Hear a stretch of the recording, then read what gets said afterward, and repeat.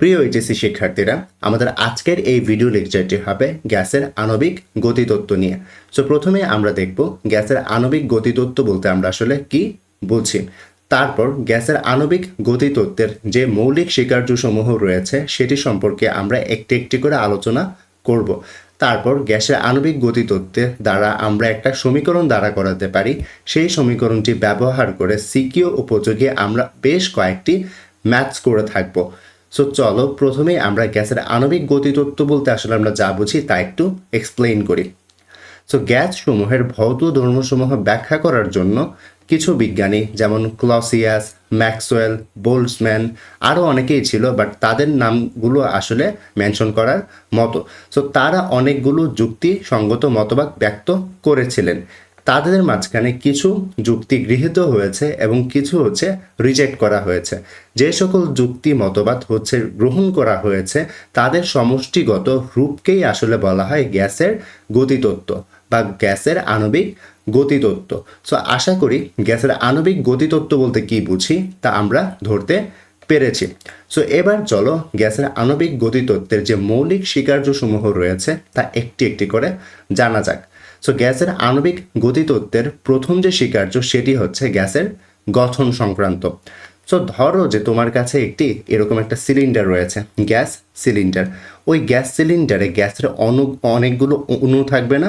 আমি আবার বলছি, ধরো তোমার কাছে একটি গ্যাস সিলিন্ডার রয়েছে। সো এই গ্যাস সিলিন্ডারের ভেতরে দেখা যায় গ্যাসের অসংখ্য সূক্ষ্ম কণা থাকে। সো আমরা বলতে পারি গ্যাস মাত্রই অগণিত সূক্ষ্ম কণার সমন্বয়ে গঠিত, আর এদেরকেই বলা হয় গ্যাসীয় অণু। একই গ্যাসের সবগুলোর অণুর ভর এবং আকার প্রায় সমান। এই যে দেখতে পাচ্ছ এখানে একটি গ্যাস সিলিন্ডার রয়েছে। এই গ্যাস সিলিন্ডারে যেহেতু গ্যাস রয়েছে, আর আমরা কি জানি গ্যাস মাত্রই কি অসংখ্য অগণিত অণু, তাই না? এই যে গ্যাস অণু রয়েছে তারা দেখতেও সেম, একই গ্যাসের জন্য তাদের ভর ও আকার একটি নির্দিষ্ট গ্যাসের জন্য সেম। তুমি যদি অক্সিজেন গ্যাস নাও তাহলে অক্সিজেনের সকল অণুই কি দেখতে সেম, তাদের ভর সেম। বাট তুমি যদি আবার নাইট্রোজেন নাও, নাইট্রোজেনের গ্যাসের সকল অণু, আকার, ভর এবং তারা দেখতে সেম, কিন্তু নাইট্রোজেনের যে অণু রয়েছে তা আবার অক্সিজেনের অণুর সাথে ম্যাচ করবে না। সো আশা করি গ্যাসের গঠন সংক্রান্ত যে স্বীকার্যটি ছিল সেটি তোমরা বুঝতে পেরেছ। এবার আসি গ্যাসের আয়তন সংক্রান্ত স্বীকার্যতে। সো গ্যাসের আয়তন সংক্রান্ত যে স্বীকার্যটি রয়েছে সেখানে বলা হয়েছে গ্যাস অণুগুলো দেখতে জ্যামিতিক বিন্দুর মতো, তাই না? এবং এই যে দেখতে পাচ্ছ গ্যাস অণুর একটি গ্যাস অণু যদি তুমি লক্ষ্য করো, একটু বলো তো আমাকে, এখানে একটি মাত্র গ্যাস অণুর যে আয়তন রয়েছে তা পুরো পাত্রের আয়তনের তুলনায় অতি নগণ্য না? বলতে পারি যে এখানে গ্যাস অণুর আয়তন খুবই ছোট as compare to the cylinder, or কি বলতে পারি যে তোমার এখানে যে গ্যাসের পাত্রটি রয়েছে, তাই না? সো আমরা বলতে পারি গ্যাস পাত্রের তুলনায় গ্যাসের অণুর আয়তন অতি নগণ্য। এটি হচ্ছে গ্যাসের আয়তন সংক্রান্ত স্বীকার্য। তারপর আসি গ্যাসের যে তোমার আকর্ষণ বিকর্ষণ সংক্রান্ত যে স্বীকার্য রয়েছে সেটি নিয়ে। সো বলা হয়ে থাকে এই স্বীকার্য অনুসারে তোমার গ্যাস সিলিন্ডারের ভেতরে যখন গ্যাস অণু থাকবে, গ্যাসের যে অণুগুলো রয়েছে তাদের ভেতরে কোনো আকর্ষণ বা বিকর্ষণ বল থাকবে না। এই যে গ্যাসের একটি অণু এবং গ্যাসের আরেকটি অণুর মাঝখানে কোনো আকর্ষণ বা বিকর্ষণ বল থাকবে না। এবং এই যে গ্যাসের অণু রয়েছে তার সাথে গ্যাসের যে সিলিন্ডার রয়েছে তাদেরও কোনো আকর্ষণ বা বিকর্ষণ থাকবে না। সো অর্থাৎ আকর্ষণ বিকর্ষণ সংক্রান্ত মতবাদে দুটি কথা বলা হয়েছে। একটি হচ্ছে গ্যাসের অণুগুলোর মাঝখানে, অর্থাৎ গ্যাস অণু নিজেদের মাঝখানে কোনো আকর্ষণ বা বিকর্ষণ বল থাকবে না, এবং গ্যাস অণুর সাথে পাত্রের যে দেয়াল আছে তাদেরও কোনো আকর্ষণ বা বিকর্ষণ বল থাকবে না। গ্যাসের আণবিক গতিতত্ত্বের যে চতুর্থ স্বীকার্যটি রয়েছে সেটি হচ্ছে অণুসমূহের গতি প্রকৃতি সংক্রান্ত স্বীকার্য। এখানে দেখা যাচ্ছে গ্যাসের যে অণুসমূহ রয়েছে তারা সবসময় অত্যন্ত দ্রুত গতিতে এবং র্যান্ডমলি ছোটাছুটি করতে থাকে। এই যে এখানে দেখতে পাচ্ছ গ্যাসের অণুগুলো রয়েছে তারা কিন্তু র্যান্ডমলি বা বিক্ষিপ্তভাবে এদিক ওদিক উচ্চ গতিতে ছোটাছুটি করতেছে, তাই না? সো এখান থেকে আমরা বলতে পারি গ্যাসের অণুগুলো খুব দ্রুত গতিতে সোজা পথে ইতস্ততভাবে সকল দিকে ছোটাছুটি করে থাকে। এটি ছিল আসলে গ্যাসের অণুসমূহের গতি প্রকৃতি সংক্রান্ত স্বীকার্য। ফলে অণুসমূহের পরস্পরের সাথে এবং গ্যাসাধারের দেয়ালের সাথে অবিরাম সংঘর্ষ ঘটে যা গ্যাসের চাপ সৃষ্টি করে। একটু লক্ষ্য করো, আমরা কিন্তু প্রিভিয়াস অনেক স্লাইডে বলে এসেছি যে গ্যাসের চাপ গ্যাসের চাপ গ্যাসের চাপ, তাই না? আমরা গ্যাসের চাপকে পি দিয়ে প্রকাশ করতাম, তাই তো? আচ্ছা, এই গ্যাসের চাপটি আসলে কেন ক্রিয়েট হয়? এই গ্যাসের চাপটি বেসিকলি ক্রিয়েট হয়, এই যে এখানে দেখতে পাচ্ছ অণুগুলো রয়েছে, তাই না?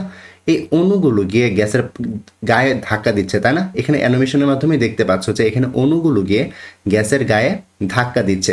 এই যে অণুগুলো গ্যাসের গায়ে ধাক্কা বা সংঘর্ষ করছে, এটির জন্যই কিন্তু গ্যাসের পাত্রের গায়ে একটা চাপ সৃষ্টি হয়।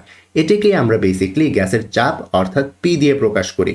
আশা করি গ্যাসের চাপ বলতে কি বুঝি তা তোমরা অণুসমূহের গতি প্রকৃতির স্বীকার্যটি থেকে ধরতে পেরেছ। এবার আসি গ্যাসের আণবিক গতিতত্ত্বের পঞ্চম স্বীকার্যে। গ্যাসের আণবিক গতিতত্ত্বে যে পঞ্চম স্বীকার্যটি রয়েছে সেটি হচ্ছে অণুসমূহের মধ্যকার সংঘর্ষের প্রকৃতি। আচ্ছা, আমরা একটু আগে দেখেছি গ্যাসের অণুসমূহ কি করে, তারা নিজেদের মাঝখানে সংঘর্ষ করতে পারে। একটি অণু আরেকটি অণুকে ধাক্কা দিতে পারে বা বলতে পারি সংঘর্ষ করতে পারে। আচ্ছা, এই যে সংঘর্ষটি হয়, এই সংঘর্ষটি আসলে কেমন সংঘর্ষ তা একটু দেখি। গ্যাসাণুসমূহ গোলাকার, কঠিন ও সম্পূর্ণ স্থিতিস্থাপক। আচ্ছা, এখানে স্থিতিস্থাপক বলতে কি বোঝানো হচ্ছে একটু লক্ষ্য করো। তোমরা ফিজিক্সে হয়তো নিউটনীয় বলবিদ্যা চ্যাপ্টারে পড়েছো, স্থিতিস্থাপক সংঘর্ষ হচ্ছে ওই সংঘর্ষ যেই সংঘর্ষতে যদি দুইটি বস্তু একে অপরকে ধাক্কা দেয়, ধরো এখানে একটি কণা ছিল এখানে একটা কণা ছিল, তারা যদি একে অপরকে ধাক্কা দেয় তাহলে তারা কোনো শক্তি বিনিময় করবে না, অর্থাৎ এই যে কণাটি আছে সে কোনো শক্তি হারাবে না বা গ্রহণও করবে না। আবার এই কণাটিও সিমিলার, সে কোনো শক্তি হারাবে না বা গ্রহণ করবে না। সো এই যে একটি সংঘর্ষ হওয়ার পর দুটি অণুর কেউই হচ্ছে শক্তি হারাচ্ছে না বা গ্রহণ করছে না, এটিকেই মূলত বলা হয় স্থিতিস্থাপক সংঘর্ষ। সো গ্যাস অণুসমূহ যখন সংঘর্ষে লিপ্ত হয় তারা সবসময় স্থিতিস্থাপক সংঘর্ষ করে থাকে। সো আশা করি গ্যাসের অণুসমূহের মধ্যকার সংঘর্ষের প্রকৃতি স্বীকার্যটি তোমরা বুঝতে পেরেছ। এবার আসি গ্যাসের আণবিক গতিতত্ত্বের 6 নং স্বীকার্যতে, যেটি হচ্ছে গ্যাসের গতিশক্তি সংক্রান্ত স্বীকার্য। গ্যাসের গতিশক্তি সংক্রান্ত স্বীকার্যতে বলা হয়েছে গ্যাসের অণুসমূহের এই যে অণুসমূহ রয়েছে তাদের যে গতিশক্তি হবে তা হবে তার পরম তাপমাত্রার সমানুপাতিক। অর্থাৎ বলতে পারি, ধরো যে তোমার হচ্ছে কোনো একটি গ্যাস অণুর গতিশক্তিকে তুমি ই অফ কে ধরে নিলে, তো ই অফ কে যদি হচ্ছে তুমি বেশি পেতে চাও তাহলে তুমি যেটি করবে তার তাপমাত্রা বাড়িয়ে দিবে, এবং তাপমাত্রা যদি কমে যায় তাহলে তোমার গ্যাসের গতিশক্তিও কমে যাবে। তার মানে কোনো একটি গ্যাসের যে গতিশক্তি, কোনো একটি গ্যাস অণুর যে গতিশক্তি তা হবে তার পরম তাপমাত্রার সমানুপাতিক। এটি হচ্ছে গ্যাসের গতিশক্তি সংক্রান্ত স্বীকার্য। সো এই যে গ্যাসের গতিশক্তি সংক্রান্ত স্বীকার্যটি আমরা দেখলাম যে গতিশক্তি ইজ প্রপোর্শনাল টু টেম্পারেচার। এই যে ব্যাপারটি রয়েছে এটি আমরা হচ্ছে পরবর্তী স্লাইডে 2-3টা স্লাইড পরে তা আমরা প্রুফ করব। সো এই প্রুফটি তোমাদের পরীক্ষাতে প্রায় চলে আসে, সো একটু মনোযোগ সহকারে সেই স্লাইডে তোমরা এই প্রুফটা করে থাকবে, কেমন? সো এবার আসি একটু জটিল টার্মে, যেটি হচ্ছে গড় মুক্ত পথ। এটি আসলে এত জটিল না, বাট এটি যদি তোমরা বুক থেকে পড়ে বুঝতে চাও তাহলে একটু ডিফিকাল্ট। গ্যাসের যে 7 নম্বর স্বীকার্যটি রয়েছে সেটি হচ্ছে গড় মুক্ত পথ নিয়ে। তো গড় মুক্ত পথে আসলে যেটি বলা হয়, একটু যদি তোমরা সংজ্ঞাটা দেখো, গ্যাস অণুগুলোর দুটি ধারাবাহিক সংঘর্ষের মধ্যবর্তী দূরত্বের গড় মানকে গড় মুক্ত পথ বলা হয়। এটি হচ্ছে আসলে গড় মুক্ত পথ সংক্রান্ত স্বীকার্য। এখান থেকে আসলে গড় মুক্ত পথ আসলে কি বোঝাটা একটু ডিফিকাল্ট, তাই আমরা একটু ডিটেলসে পরবর্তী স্লাইডে গড় মুক্ত পথ নিয়ে আলোচনা করতে যাচ্ছি। সো এখানেই হচ্ছে আমরা মূলত গ্যাসের আণবিক গতিতত্ত্বের যে 7টি স্বীকার্য রয়েছে তা আমরা পড়ে নিলাম। সো এবার আসো গড় মুক্ত পথ বলতে আমরা আসলে কি বুঝি তা একটু ডিটেলসে এক্সপ্লেইন করি। সো ধরো যে তোমার একটি গ্যাস রয়েছে, সো গ্যাসের মধ্যে তো অবশ্যই অনেকগুলো অণু রয়েছে, তাই না? সো এই যে একটি গ্যাসের অনেকগুলো অণু এখানে আঁকা রয়েছে। সো এই যে গ্যাসটি রয়েছে তার মধ্যে আমি একটু দেখো সায়ান কালার দিয়ে একটি অণুকে আমি মার্ক করেছি, আর বাকি সবগুলো কি কালার? Red colour. এটি আসলে বোঝানোর জন্য করেছি, কারণ আমরা জানি একটি গ্যাসের সবগুলো অণুই কি দেখতে সেম না। তো এখানে কিন্তু দুটি ডিফারেন্ট হওয়ার কথা ছিল না, বাট আমি হচ্ছে বোঝানোর স্বার্থে একটিকে রেড কালার করেছি আই মিন সবগুলোকে রেড কালার করেছি এবং দুটিকে হচ্ছে কি করেছি, সায়ান কালার করেছি। কেমন? সো এখানে একটু দেখো, এইখানে একটি অণু, এই যে সায়ান কালারের যে অণুটি রয়েছে সে একটি লাল অণুকে ধাক্কা দিল। ধাক্কা দেওয়ার পর এই সায়ান কালারের অণুটি হচ্ছে একটু বাধা পেয়ে এই পথে গিয়ে এই যে তোমার হচ্ছে লাল কালার আরেকটি অণু রয়েছে তাকে ধাক্কা দিল। একটু খেয়াল করো, এখানে এই সায়ান কালারের অণুটি কিন্তু হচ্ছে দুইবার ধাক্কা দিয়েছে। এই যে সায়ান কালারের অণুটি একবার তাকে ধাক্কা দিয়েছে, দেন বাধা পেয়ে এদিকে ডিফ্লেক্টেড হয়ে দেন আবার রেড কালার অণুকে ধাক্কা দিয়েছে। দিতে দিতে এভাবে সে এতগুলো পথ অতিক্রম করে দেন সে এভাবে চলে গেল। কেমন? সো একটু যদি লক্ষ্য করে এখানে যে সায়ান কালার যে কণাটি রয়েছে অণুটি, সে প্রথমে তাকে ধাক্কা দিতে গিয়ে সে এতটুকু পথ অতিক্রম করলো, তাই না? এতটুকু পথ অতিক্রম করলো এবং এটাকে ধাক্কা দেওয়ার পর দেন সে এখানে গেল না? সো এখানে যাওয়ার পর সে টোটাল কতটুকু দূরত্ব অতিক্রম করলো? এতটুকু প্লাস এতটুকু। সো আমি বলতে পারি এখানে যে সে পরপর দুটি সংঘর্ষে লিপ্ত হলো তার জন্য সে এতটুকু দূরত্ব অতিক্রম করেছে, তাই না? এই দূরত্বটিকেই আসলে বলা হয় মুক্ত পথ। আমি আবার বলছি, একটি অণু এই যে একটা সংঘর্ষ করলো, দেন আরেকটা সংঘর্ষ করার আগ পর্যন্ত সে টোটাল যতটুকু দূরত্ব অতিক্রম করেছে তাকেই বলা হয় গড় মুক্ত পথ। তাহলে আমি গড় মুক্ত মুক্ত পথ, গড় মুক্ত পথ হবে না, মুক্ত পথ হবে। সো আমরা মুক্ত পথকে কিভাবে বলতে পারি? পরপর দুটি সংঘর্ষকালে একটি গ্যাস অণু যতটা সরল রৈখিক পথ অতিক্রম করে ওই দূরত্বকেই ওই গ্যাস অণুর মুক্ত পথ বলা হয়। সো একটু খেয়াল করো, এখানে তো শুধুমাত্র একটি অণু নেই, তাই না? এখানে অনেকগুলো অণু রয়েছে আর অনেকগুলো অণুর অনেকগুলো মুক্ত পথ থাকবে। সবগুলোর মান নিয়ে যদি আমি গড় বের করি তাহলে আমরা বলবো তাকে গড় মুক্ত পথ। কেমন?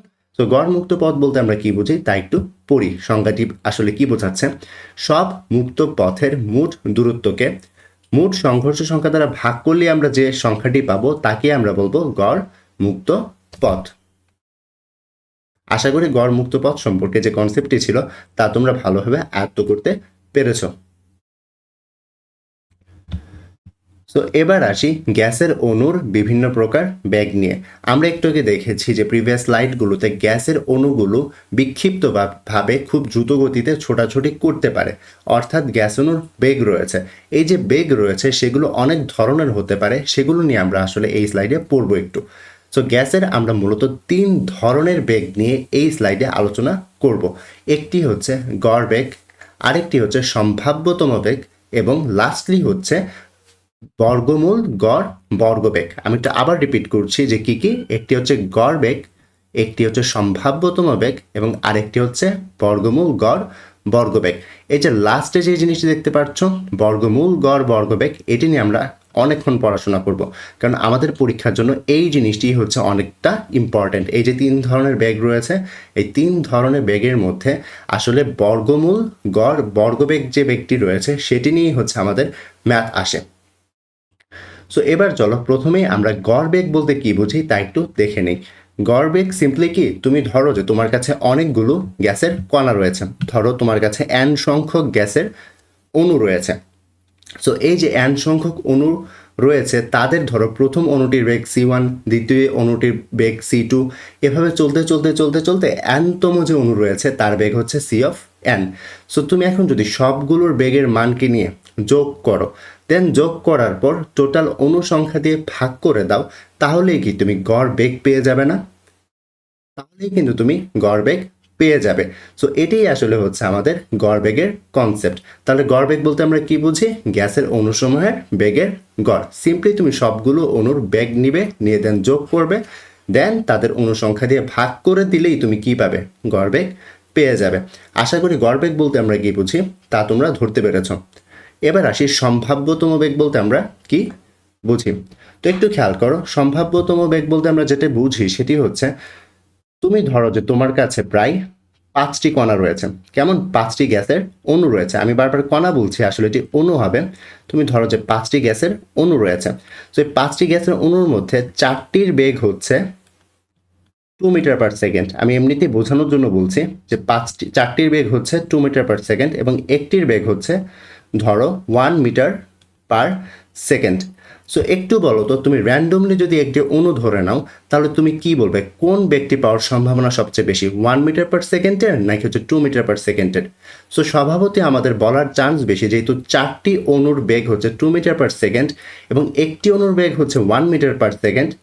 তাই আমরা মোস্ট অফ দ্য টাইম যেটি পাবো, একটি যদি র্যান্ডমলি অণু সিলেক্ট করে ফেলি তাহলে সম্ভাবনা কোনটার বেশি হবে, 2 মিটার/সেকেন্ডের, তাই না? এটিই হচ্ছে আসলে আমাদের সম্ভাব্যতম বেগ। তাহলে সম্ভাব্যতম বেগ বলতে আমরা কি বুঝি? কোনো নমুনায় অণুসমূহের বিভিন্ন গতিবেগের মধ্যে যে গতিবেগটি সবচেয়ে বেশি সংখ্যক অণুর মধ্যে বিদ্যমান তাকে সম্ভাব্য বা সবচেয়ে সম্ভাব্যতম বেগ বলা হয়ে থাকে। সো আশা করি সম্ভাব্যতম বেগের কনসেপ্টটি ক্লিয়ার। এবার আসি আমাদের লাস্ট যে বেগটি, সেটি হচ্ছে বর্গমূল গড় বর্গবেগ। এটি আসলে কি? এটি আসলে হচ্ছে, তুমি যদি একটি কাজ করো, আমরা একটু আগে কি করেছি, গড় বেগ বের করেছিলাম না? যখন আমরা গড় বেগ বের করেছিলাম তখন আমরা যেটি করেছি সবগুলোর বেগের যোগ করে দেন অনুসংখ্যা দিয়ে ভাগ করেছি। বাট এই ক্ষেত্রে আমরা যেটা করব, ফার্স্টে আমরা সবগুলো বেগের মান যোগ করব, তাই না? বাট যোগ করার আগে এই ক্ষেত্রে একটু স্কোয়ার করে নিতে হবে, স্কোয়ার করে নিতে হবে। এই যে এখানে আমরা কি করেছি, স্কোয়ার করেছি বেগগুলোর মানের, তারপর তার অনুসংখ্যা দিয়ে ভাগ করতে হবে। ভাগ করার পর যেটি করতে হবে, তাকে একটি রুট দিয়ে দিতে হবে। এখানে আসলে টাইপিং মিস্টেক ছিল, রুটটি ছিল না, তাই আমি এখানে ড্র করলাম, কেমন? সো একটি রুট দিতে হবে।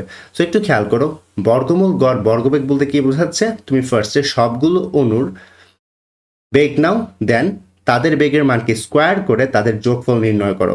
যোগফল নির্ণয় করার পর তার অনুসংখ্যা দিয়ে ভাগ করো, দেন টোটাল মানটিকে রুট করে দাও।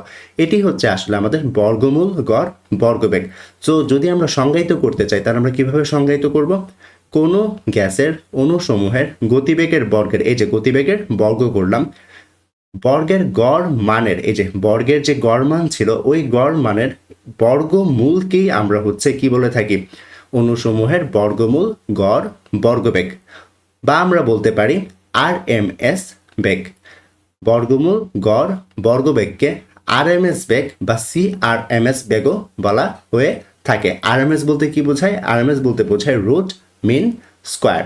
সো আশা করি বর্গমূল গড় বর্গবেগ বলতে কি বোঝায় তা আমরা ভালোভাবে ধরতে পেরেছি। সো আমাদের পরীক্ষাতে প্রায় সময় বর্গমূল গড় বর্গবেগ থেকে ম্যাথ আসে, বাট আমরা এই সূত্রটি ইউজ করে বর্গমূল গড় বর্গবেগের ম্যাথগুলো করব না। আমরা পরবর্তী স্লাইডে দেখব যে আসলে বর্গমূল গড় বর্গবেগের সিকিউর ম্যাথ করতে যে সূত্রটি ব্যবহৃত হয় সেটি।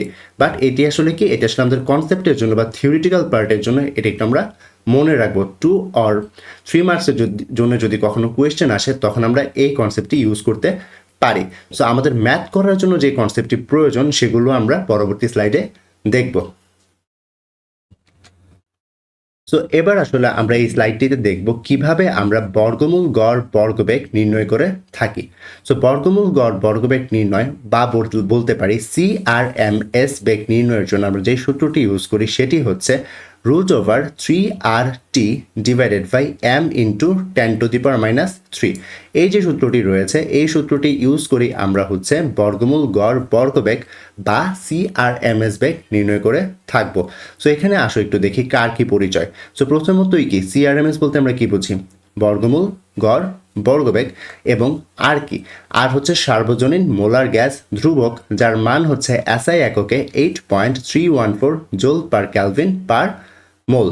অন্যদিকে টি হচ্ছে ক্যালভিন এককে তাপমাত্রা এবং এম হচ্ছে আণবিক ভর।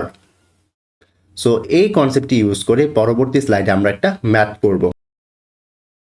সো এখানে একটি প্রশ্ন দেওয়া আছে যেখানে বলা আছে 35°C তাপমাত্রায় হিলিয়াম অণুর বর্গমূল গড় বর্গবেগ নির্ণয় করতে বলা আছে। সো এখানে যদি একটু তোমরা লক্ষ্য করো, এখানে তাপমাত্রা কত, 35°C, এবং যেহেতু এখানে আমাকে হিলিয়াম বলা হয়েছে তার মানে এখানে আণবিক ভর এম দেয়া আছে, অর্থাৎ এখানে আমার টি এবং এম এর মান দেয়া আছে, আমাকে বের করতে হবে বর্গমূল গড় বর্গবেগ বা আরএমএস বেগ। তো চলো ম্যাথটি সলভ করা যাক। সো আমরা আগে থেকেই জানি সিআরএমএস বা বর্গমূল গড় বর্গবেগ এর সূত্রটি হচ্ছে √3RT divided by m into 10⁻³ তো এখানে যদি আমরা লক্ষ্য করি, এখানে আর এর মান আমাদের কি ছিল? আর এর মান ছিল 8.314 জুল পার কেলভিন পার মোল। অন্যদিকে টি এর মান দেয়া আছে সেন্টিগ্রেডে 35 ডিগ্রি সেন্টিগ্রেড।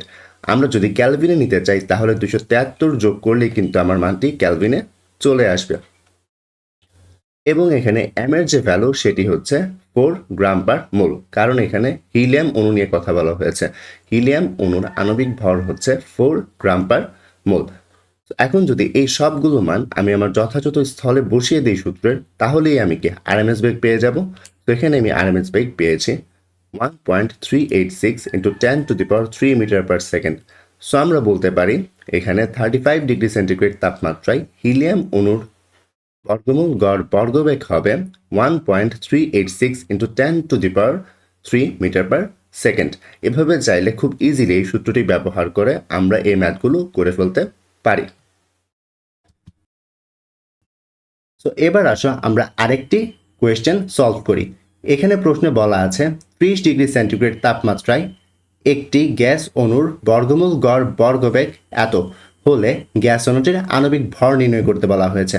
এখানে দেখো কি দেয়া আছে, প্রথমত তাপমাত্রা টি দেয়া আছে এবং সিআরএমএস বেগ কিন্তু অলরেডি দেয়া আছে, বাট সেন্টিমিটার পার সেকেন্ড বেগে দেওয়া আছে। এখানে কিন্তু মিটার পার সেকেন্ডে দেয়া নেই, এখানে দেয়া আছে সেন্টিমিটার পার সেকেন্ডে। হলে গ্যাস অণুটির আণবিক ভর নির্ণয় করো। সো এখানে আমরা জানি সিআরএমএস বেগের সূত্র কি, √3 RT divided by m into 10⁻³ তো এখান থেকে যদি আমি চাই m কে এক পাশে রেখে বাকি সবগুলোকে অন্য পাশে পাঠিয়ে দিতে, তাহলে আমরা কাইন্ড অফ কিভাবে জিনিসটি করব, আমরা যেটি করতে পারি প্রথমে উভয় পক্ষকে স্কোয়ার করে দিতে পারি। তাহলে কি হবে, সিআরএমএস স্কোয়ার ইজ ইকুয়ালস এখানে √t চলে যাবে, তাই তো। সেকেন্ডলি আমরা যদি চাই m কে এক পাশে রেখে বাকি সবগুলোকে অন্য পাশে পাঠিয়ে দিব, তাহলে আমরা কাইন্ড অফ এমন লিখতে পারি না, চাইলে আমরা এমন লিখতে পারি। সো এখানে আমার কি দরকার, আমার আণবিক ভর বের করতে এখানে আমার আর এর মান দরকার, যেটি এসআই ইউনিটে ফিক্সড 8.314 এবং টি কি টেম্পারেচার যেটি দেয়া আছে, এখানে শুধুমাত্র আমার কি করতে হবে, ক্যালভিনে কনভার্ট করতে হবে। এবং সিআরএমএস ভ্যালোসিটি এটিও দেওয়া আছে, যেটি হচ্ছে সেন্টিমিটার পার সেকেন্ডে, বাট এটিকে আমার মিটার পার সেকেন্ডে কনভার্ট করে দেন বসাতে হবে, তাই তো। সো এগুলো মান যদি আমি বসিয়ে দিই তাহলেই কি আমি আণবিক ভর বের করে ফেলতে পারবো, তাই না।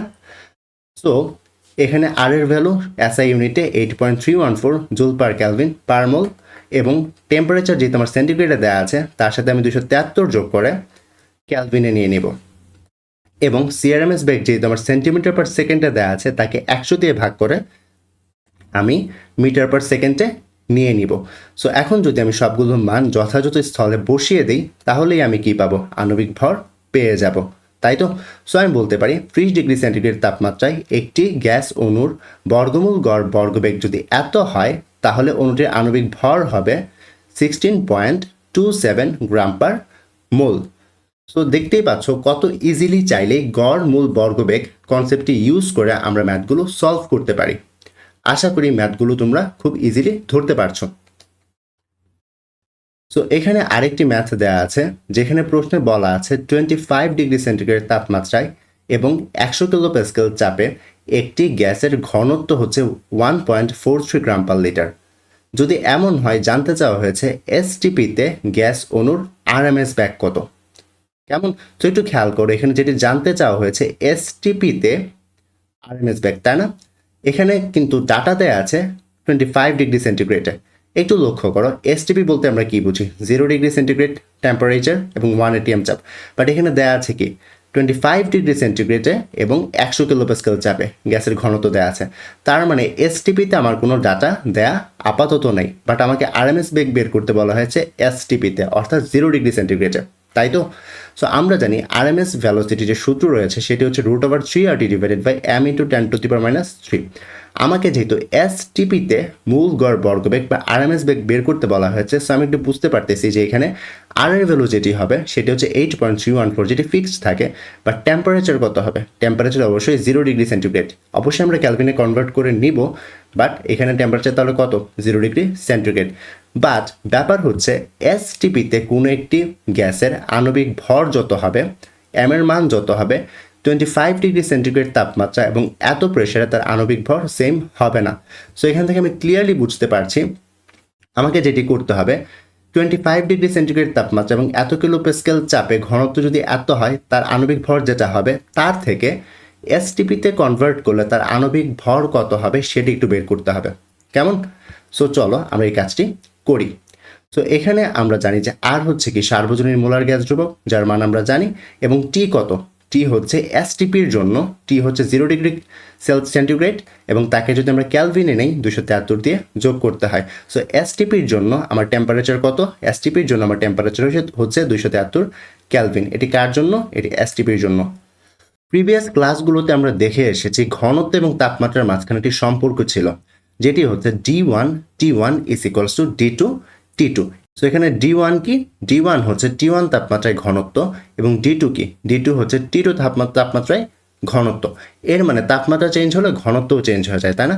সো যেহেতু আমার 25 ডিগ্রি সেন্টিগ্রেডের ঘনত্ব ছিল এত, এর মানে এসটিপিতে বা 0 ডিগ্রি সেন্টিগ্রেডে আমার ঘনত্ব সেম থাকবে না, সেটা আমার বের করে নিতে হবে, তাই তো? সো এখানে যদি আমি D2 বের করতে চাই তাহলে আমি কি লিখব? D1 T1 divided by T2। এখানে D1 T1 কি? D1 T1 আমি ধরে নিয়েছি 25 ডিগ্রি সেন্টিগ্রেড এবং এত ঘনত্ব। অন্যদিকে D2 T2 আমি ধরে নিয়েছি এসটিপির জন্য। কেমন? সো এখানে একটু লক্ষ্য করো, D2 যদি আমি বের করতে চাই, অর্থাৎ এসটিপিতে যদি আমি ঘনত্ব বের করতে চাই, তাহলে আমি কি লিখব? এই যে T2 এখানে কি? T2 হচ্ছে এখানে এসটিপির যে টেম্পারেচার সেটি। এসটিপির টেম্পারেচার আমরা কত পেয়েছি? 273 ক্যালভিন। এবং D1 কি? D1 হচ্ছে আমার এই যে 25 ডিগ্রি সেন্টিগ্রেডে যে ঘনত্ব, যেটি হচ্ছে 1.43। এবং T1 কি? T1 হচ্ছে এই যে 25 ডিগ্রি সেন্টিগ্রেড, এর মানে ক্যালভিনে নিলে 298। সো হিসেব করে আমরা পেলাম D2 আমার এসেছে 1.56 গ্রাম পার লিটার। এর মানে এখানে দেখলাম T1 অর্থাৎ এখানে 25 ডিগ্রি সেন্টিগ্রেডে গ্যাসের ঘনত্ব হচ্ছে 1.43 গ্রাম পার লিটার, বাট এসটিপি অর্থাৎ 0 ডিগ্রি সেন্টিগ্রেডে গ্যাসের ঘনত্ব কত হয়ে গেছে? একটু চেঞ্জ হয়ে গেছে, যেটি হচ্ছে 1.56 গ্রাম পার লিটার। কেমন? সো এখানে আমরা দেখলাম যে গ্যাসের ঘনত্ব যেহেতু বলেছি যে 1.56 গ্রাম পার লিটার, তার মানে 1 লিটার আয়তনে আমার ভর কতটুকু? 1.56, তাই না? আমি আবার একটু জিনিসটি বোঝাচ্ছি। দেখো এখানে একক কী রয়েছে? গ্রাম পার লিটার। ঘনত্বের একক কি? গ্রাম পার লিটার। তার মানে আমি বলতে পারি 1 লিটার আয়তনে আমার ভর কত রয়েছে? ভর রয়েছে 1.56 গ্রাম। তো দেখো এখানে চাইলে আমরা কি লিখতে পারি? এসটিপিতে 1 লিটার গ্যাসের ভর কত? 1.56 গ্রাম। এবং তাহলে 22.4 লিটারের ভর কত হবে? ঐকিক নিয়ম করলে আমরা কি পাবো? 22.4 ইন্টু 1.56, যেটিকে ক্যালকুলেট করলে আমরা পাবো 34.965 গ্রাম, তাই তো? সো এখন একটু খেয়াল করলে তোমরা দেখতে পাচ্ছ যে 22.4 লিটার গ্যাসের ভর কতটুকু এসেছে? 34.965 গ্রাম। একটু বলো তো 22.4 লিটার মানে যেন কি ছিল? 22.4 লিটার মানেই ছিল আমার 1 মোল। আর 1 মোল সমান আমার কি ছিল? আণবিক ভর, তাই না? সো এখন একটু খেয়াল করো আমি এখানে আসলে কি বের করেছি। এখানে আমি বের করেছি 22.4 লিটার মানে 1 মোল। 1 মোল মানে কি? আণবিক ভর। সো আণবিক ভর এখানে আমার কত এসেছে? এখানে আণবিক ভরে কিন্তু আমার আসলে এসেছে 34.965 গ্রাম। কেমন? সো এখন যদি আমরা চাই আণবিক ভর আমরা এসটিপিতে বসিয়ে দিতে পারি। এখন আমরা শব্দটা পেয়ে গেছি, তাই না? সো এখানে আমরা যদি এখন চাই, এখানে আণবিক ভর যেটি পেয়েছি এই যে 34.96 গ্রাম, সেটি আমরা এখানে বসিয়ে দিতে পারি। সো বসিয়ে দিলে এখানে দেখো 3 এর জায়গায় 3, আর এর জায়গায় 8.314, এবং টেম্পারেচার যেহেতু এসটিপিতে বলেছে আমি 273 বের করেছি। এবং এই যে এমটি যার জন্য এতগুলো কাজ করলাম, এই এমটি আমরা কত পেয়েছি? 34.965, এবং সূত্রে 10⁻³ তাহলে ক্যালকুলেট করলে আমার যে ভ্যালু আসবে আরএমএস সেটি হচ্ছে 441.35 মিটার পার সেকেন্ড। সো একটু যদি আমি সামারি করি, ব্যাপারটি একটু কঠিন ছিল ম্যাথটি, সেটি হচ্ছে আমাকে এসটিপিতে গ্যাস অণুর আরএমএস বেগ বের করতে বলা হয়েছে। সো এসটিপিতে আমরা যদি বের করতে চাই তাহলে এখানে 3RT, টি এর জায়গায় কত বসবে? অবশ্যই 0 ডিগ্রি সেন্টিগ্রেড অর্থাৎ 273 ক্যালভিন। আর এর মান তোমার মুখস্থ, যেটি হচ্ছে 8.314, এবং 10⁻³ যেটি সূত্রের ফিক্স থাকবে। বাট এখানে শুধুমাত্র আমার বের করতে হবে আণবিক ভর এম এর ভ্যালু। এই এম এর ভ্যালু বের করতে এত কাজ। সো এখানে যেহেতু আমার ঘনত্ব দেওয়া আছে 25 ডিগ্রি সেন্টিগ্রেডে, তাহলে আমি এই 25 ডিগ্রি সেন্টিগ্রেড এবং তার ঘনত্বটি আমি ইউজ করে আমি এসটিপিতে আমার গ্যাসের যে ঘনত্ব রয়েছে T2 সেটি বের করে নিলাম। সো এই যে ঘনত্ব রয়েছে, এই ঘনত্ব মানে কি? গ্রাম পার লিটার। সো গ্রাম পার লিটারে যেহেতু আমি 1.56 পেয়েছি, এর মানে আমি বলতে পারি 1 লিটারের ভর আমার কত? 1.56 গ্রাম। তাহলে 22.4 লিটারের কত? ঐকিক নিয়ম করলে আমি পেয়েছি 34.965। তাহলে আমরা জানি 22.4 লিটারের যে ভর সেটি আসলে কি আণবিক ভর বা 1 মোল। আমরা জানি কোনো পদার্থের 1 মোলের ভরকেই তার আণবিক ভর বলা হয়। যেহেতু 22.4 লিটার মানেই হচ্ছে তার 1 মোলার আয়তন, তার মানে এটার ভর কত? আণবিক ভর, তাই না? তাহলে আমরা এই আণবিক ভরটি ওই যে এসটিপিতে পেয়ে গেলাম। এই মানটি যদি আমরা এখানে বসিয়ে দিই তাহলে আমরা কি পাবো? গ্যাসের সিআরএমএস বেগটি বের করে ফেলতে পারবো। আশা করি এই কঠিন ম্যাথটি তোমরা ধরতে পেরেছো। সো এবার আসো আরএমএস বেগের কনসেপ্ট ইউজ করে আমরা আরেকটি ম্যাথ করি। এখানে প্রশ্নে বলা আছে কত ডিগ্রি তাপমাত্রায় অক্সিজেন অণুর আরএমএস বেগ 48 ডিগ্রি সেন্টিগ্রেড তাপমাত্রায় কার্বন ডাই অক্সাইড অণুর বর্গমূল গড় বর্গবেগের সমান। তো এখানে বেসিকলি যেটা বলা আছে সেটি হচ্ছে অক্সিজেনের আরএমএস বেগ কত তাপমাত্রায় 48 ডিগ্রি সেলসিয়াস তাপমাত্রায় কার্বন ডাই অক্সাইডের যে আরএমএস বেগ রয়েছে তার সমান হবে। এর মানে আমার বের করতে হবে কত ডিগ্রি অর্থাৎ টি এর ভ্যালু কত যখন আমি অক্সিজেনের আরএমএস বেগ বের করছি, এবং অক্সিজেনের আরএমএস বেগ কত হবে কার্বন ডাই অক্সাইডের যে আরএমএস বেগ রয়েছে 48 ডিগ্রি সেন্টিগ্রেড তাপমাত্রায় সেটির সমান। আমি আবার একটু রিপিট করি ব্যাপারটা আসলে কী হচ্ছে। 48 ডিগ্রি সেন্টিগ্রেড তাপমাত্রায় কার্বন ডাই অক্সাইডের যে আরএমএস বেগ রয়েছে কত ডিগ্রি সেন্টিগ্রেড তাপমাত্রায় অক্সিজেনের আরএমএস বেগ তার সমান হবে। আমাদের মেইনলি এখানে এটাই বের করতে বলা হয়েছে। তো চলো আমরা ম্যাথটি এখন করি।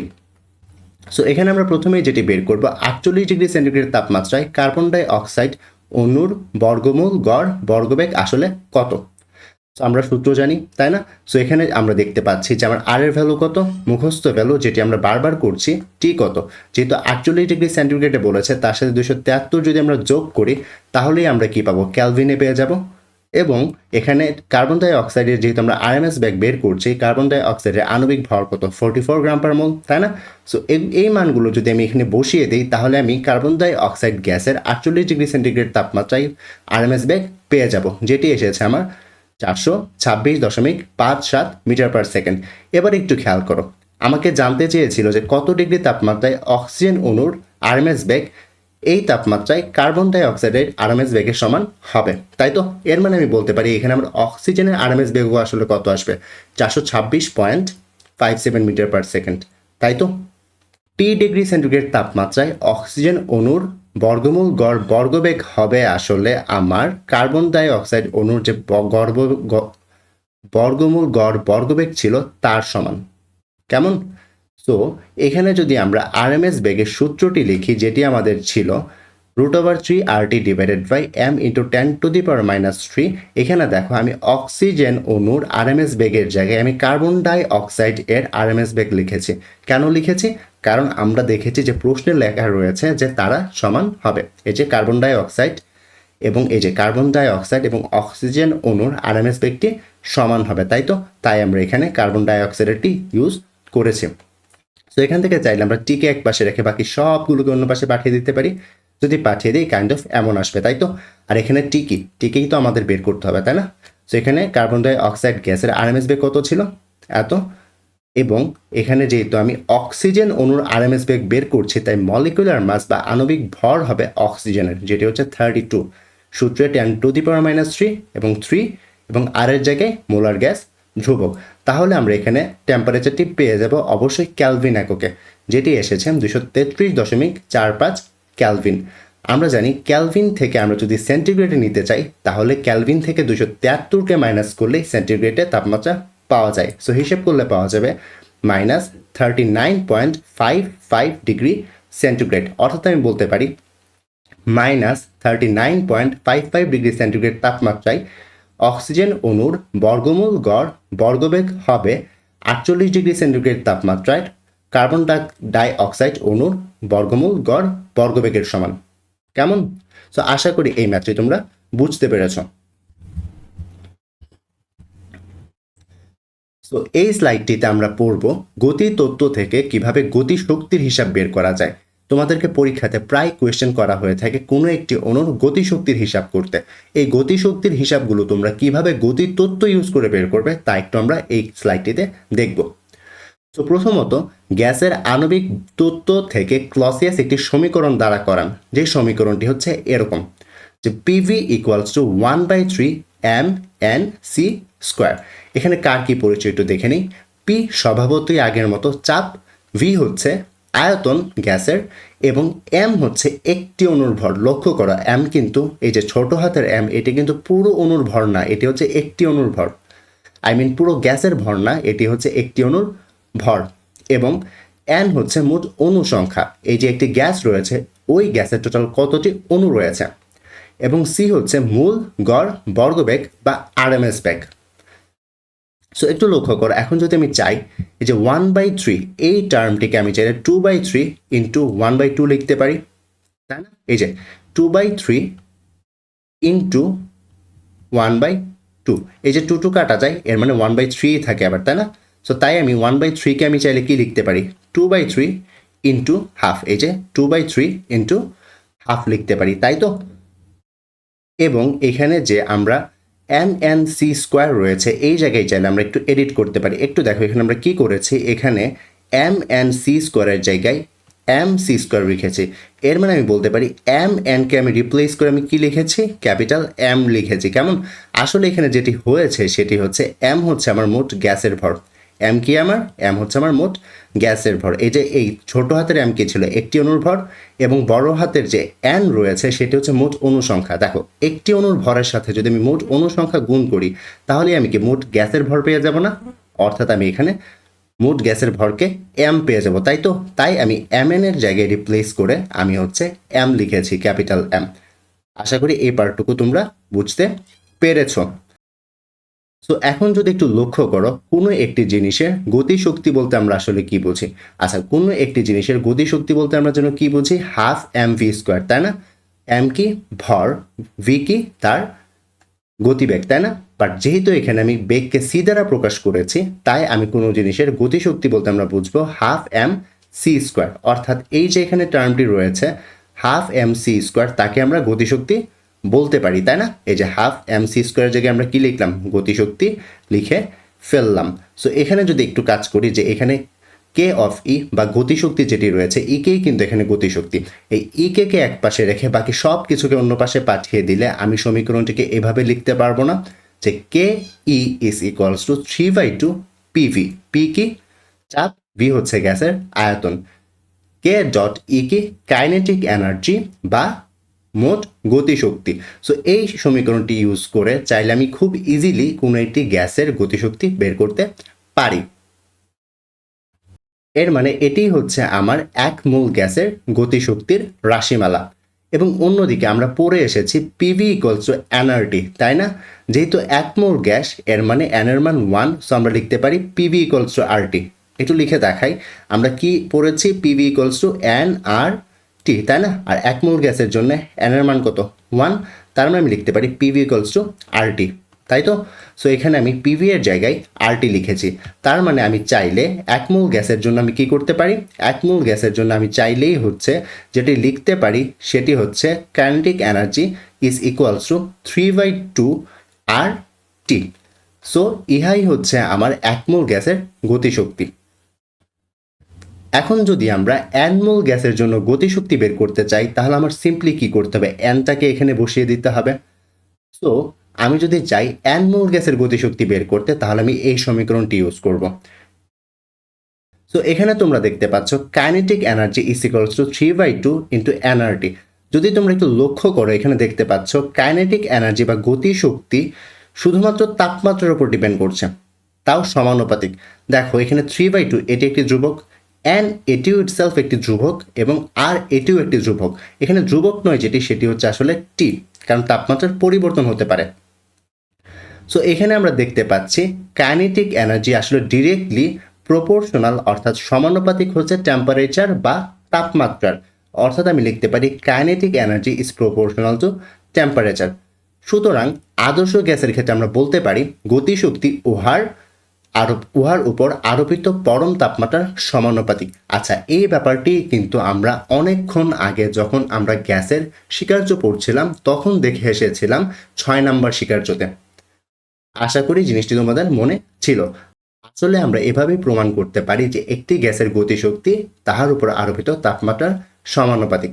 সো এখানে মূলত তোমরা যে কালার করা যে সূত্রগুলো রয়েছে সেগুলো মনে রাখলেই অনেকগুলো ম্যাথ করতে পারবে। সো চলো নেক্সট স্লাইডে একটি ম্যাথ করে ফেলি। এখানে প্রশ্নে বলা আছে 37 ডিগ্রি সেন্টিগ্রেড তাপমাত্রায় 2.5 গ্রাম নাইট্রোজেন গ্যাসের গতিশক্তি কত, তাও ক্যালোরি এককে।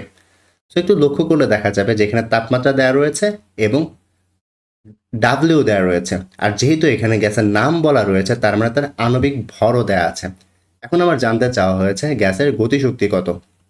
সো আমরা গ্যাসের গতিশক্তির যে রাশিমালা সেটি কিন্তু প্রিভিয়াস স্লাইডে দেখে এসেছিলাম যে কাইনেটিক এনার্জি বা গতিশক্তি ইকুয়ালস টু 3/2 ইন্টু এনআরটি। এখানে টেম্পারেচার কিন্তু 37 ডিগ্রি সেন্টিগ্রেড দেওয়া রয়েছে, তাকে যদি আমরা ক্যালভিনে নিই দেন এখানে বসিয়ে দিতে পারবো। অন্যদিকে আর এর মান সার্বজনীন মোলার গ্যাস ধ্রুবক, যার মান আমরা মুখস্থ জানি। সো এখানে এন আসলে কি, এন হচ্ছে আমার মৌল সংখ্যা। একটু খেয়াল করলে দেখবে এখানে কিন্তু আমার মৌল সংখ্যা দেয়া নেই, উপস্থিত ভর দেয়া আছে এবং আণবিক ভর দেয়া আছে।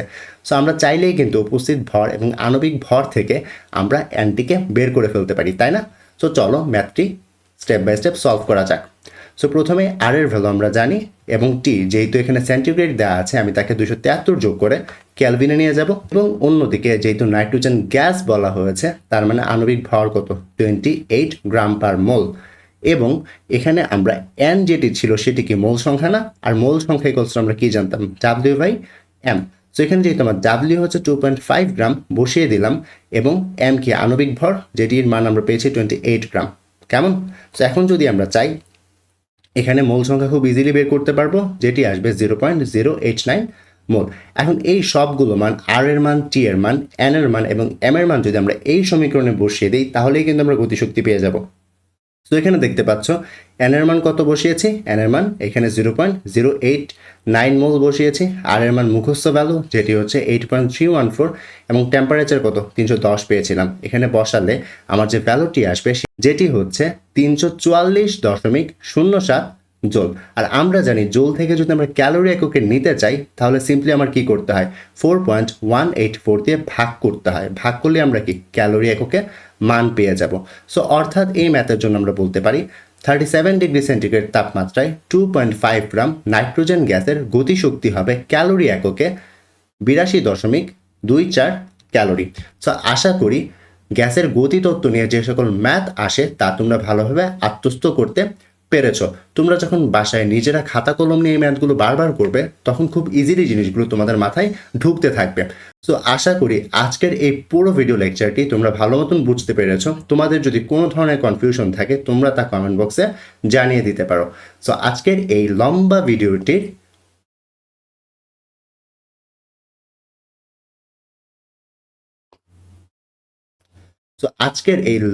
ভিডিওটি এতটুকুই ছিল। ধন্যবাদ সবাইকে ভিডিওটি এতক্ষণ ধরে মনোযোগ সহকারে দেখার জন্য।